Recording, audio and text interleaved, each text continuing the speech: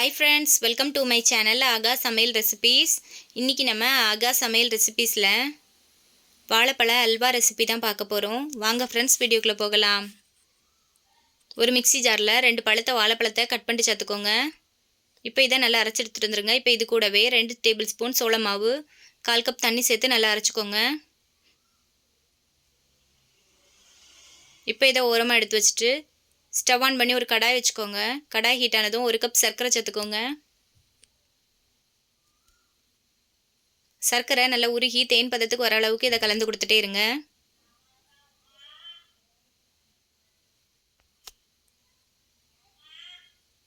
இப்போ சர்க்கரை கொஞ்சம் கொஞ்சமாக உருகி வந்துட்டுருக்கு. இப்போ இந்த நேரத்தில் கைவிடாமல் கலந்து கொடுத்துட்டே இருங்க. இப்போ நல்ல ஒரு தேன் பதத்தில் வந்துட்டு இப்போ இது கூடவே 1/2 கப் தண்ணி சேர்த்துக்கோங்க. கொஞ்சம் கொஞ்சமாக சேர்த்துக்கோங்க, தெறிக்க வாய்ப்பு இருக்குது.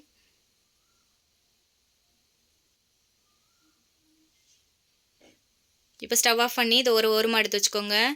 ஒரு கடாயில் 2 டேபிள் ஸ்பூன் நெய் சேர்த்துக்கோங்க. நெய் சூடானதும் 10 முந்திரி பருப்பை உடச்சிட்டு சேர்த்துக்கோங்க. முந்திரி பருப்பை நெய்யில் நல்லா வறுத்து எடுத்து வச்சுக்கோங்க.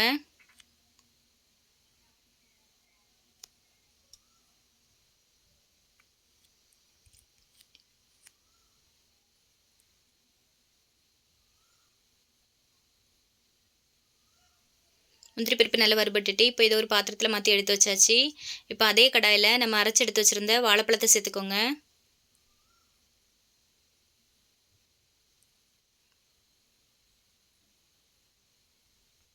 வாழைப்பழத்தில் இருக்க பச்சை ஸ்மெல் போகிற அளவுக்கு நல்லா வதக்கிக்கோங்க.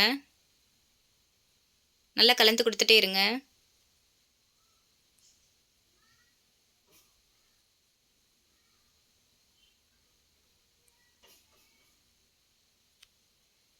இப்போ வாழைப்பழத்தில் இருக்க பச்சை ஸ்மெல்லாம் போய் நல்லா உருண்டு தண்டு வந்திருக்கு. இப்போ இது கூடவே நம்ம ரெடி பண்ணி எடுத்து வச்சுருந்த கேரமல் சிரப்பை சேர்த்துக்கோங்க. இப்போ இதை நல்லா கலந்து கொடுத்துட்டே இருங்க. நல்லா அல்வா பதத்தில் உருண்டு திரண்டு வர அளவுக்கு நல்லா கலந்து கொடுத்துட்டே இருக்கணும்.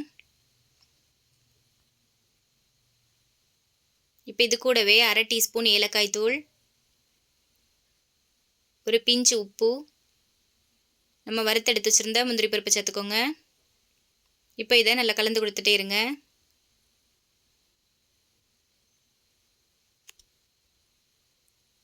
கூடவே 1 டேபிள் ஸ்பூன் நெய் சேர்த்துக்கோங்க.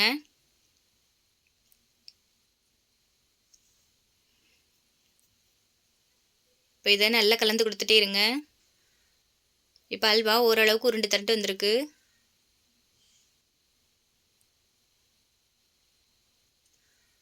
இந்த பதத்தில் அல்வா வந்ததும் ஸ்டவ் ஆஃப் பண்ணிக்கோங்க. இப்போ இதை ஒரு பிளேட்டில் மாற்றி எடுத்து வச்சுக்கலாம். நீங்களும் இந்த மாதிரி ஒரு வாட்டி வாழைப்பழ அல்வா செஞ்சு பாருங்கள்.